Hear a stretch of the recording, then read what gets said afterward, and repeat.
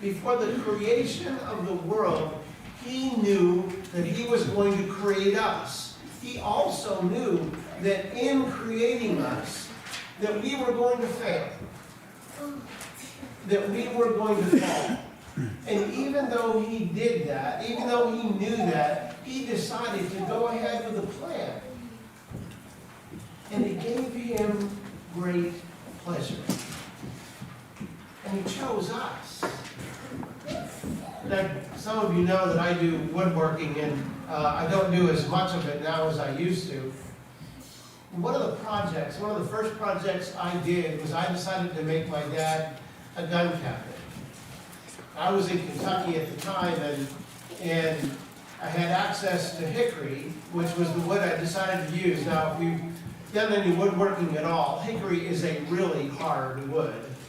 And I chose it because I didn't want this thing to dent or to get damaged after I made it. And I was near completion of the project. I had the door made, and I was routing a 1/4 inch round on the edge of it just to kind of finish it off and give it a softer edge. And I was running the router around the edge. My hand slipped. And when it slipped, it gouged the edge of the wood and made this deep gouge right on the very front of the cabinet. And I put the router down and I walked away, and I thought, now what am I going to do? I don't have any more hickory. I don't have time to redo the door. I don't have time to remake it. I thought the project was over. I'm somewhat of a perfectionist, and when something like that happens, it's so discouraging. It's like, what do I do now? So I walked away and I let it sit, and I finally decided that I had to repair it. And I worked at trying to get the grain right to match, and I cut a piece out and put it in, sanded it, and you could almost not even notice the fact that it had been patched or repaired, but I knew that. So when I brought it home to give it to my dad for Christmas, Dad thought, he was surprised. He never was expecting me to make him a gun cabinet, and I brought it in and set it up, and he said, man, this is just beautiful. And I said, yeah, Dad, it is, but if you take a look at this corner up here, I messed it up. It's not perfect. And he said, son, it doesn't matter. It's perfect. You made it. But do you realize that's what God has done with us? He decided, despite the fact that when he made his creation and made it perfect, he decided that even if we mess things up, he was still going to choose us. And he was still going to make a way to redeem us before he created one thing. Now, if I were God, and if I knew that I was going to make a project and it was going to be destroyed or damaged, I don't think I would want to start that project. But he did. Knowing who we are, and knowing how we act, and knowing what we've done. Think about that for a minute. God chose us. When I was younger, living in Ridgeway, we had a ball field that was a couple blocks from the house. During the summertime, a lot of us guys who lived in the neighborhood would go there to play pickup baseball. And I would go, and you know, all the guys who would come, and once we got enough guys there, somebody was chosen as a captain, and you started to pick teams, right? And when you do that, there's usually the better guys, the better players are the ones who are chosen as the team captains.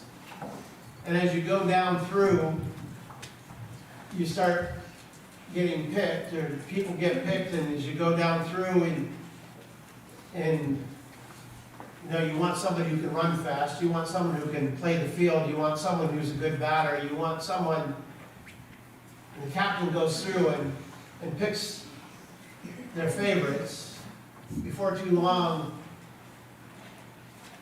you take the slow guy to be a catcher, and then you're left with a few others, and then the two team captains start to barter. If you take that guy, I'll take this one.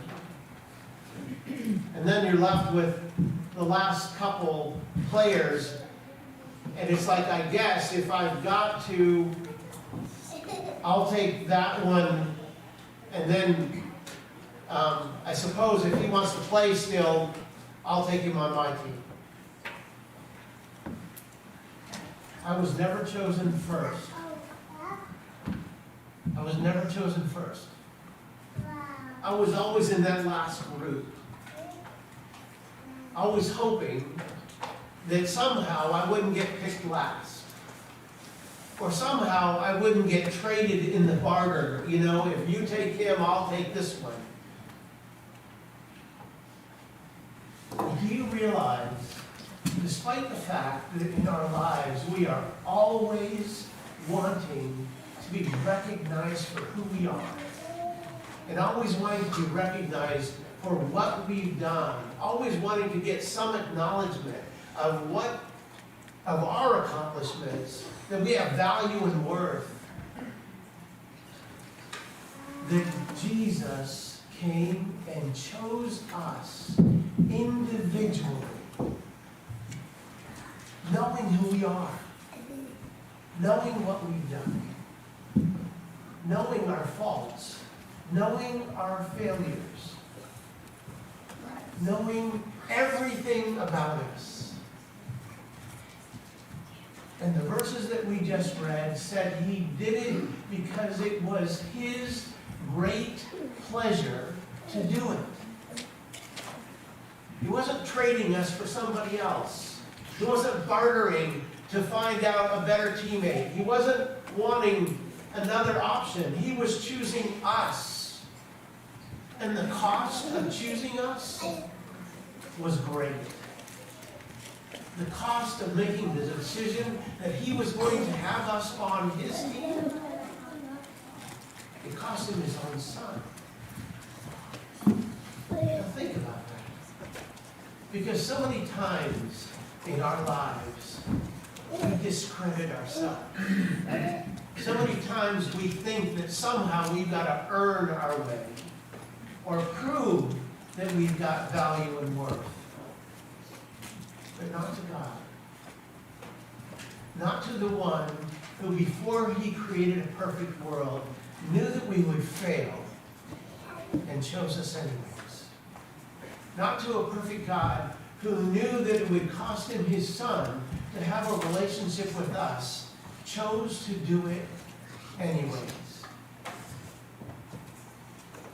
Not to a God who knew that the best and the most perfect place that he had created would be flawed and damaged and destroyed by us. He chose us anyways. That's why Christmas is worth celebrating. Because love came down at Christmas and transformed not just our lives, but changed the world. Someone a long time ago wrote a hymn. And I want to read the words of this hymn as our close.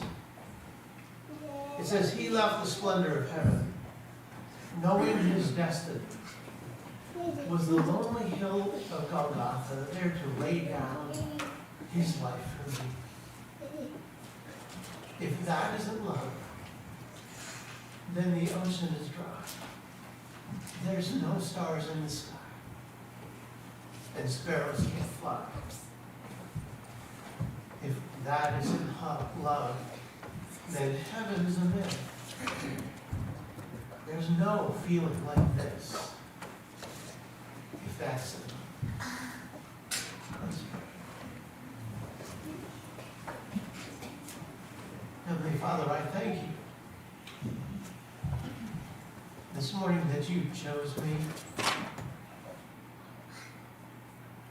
you this morning that I'm chosen, that I'm handpicked. That despite all my flaws, despite all my failures, despite all my blemishes, despite all my sin, you're chosen. And Father, this morning I choose you. I choose you. I want to be on your team. I want to serve you. I want to praise you. I want to love you. I pray that that's the desire of our hearts this morning. Father, as we look forward to Christmas and what it means to us and what it means to our family, help us to realize what it means to the world. That love came down. Love came down that Christmas day. And if that isn't the truest expression of love, then I don't know what is. Thank you. In Jesus' name.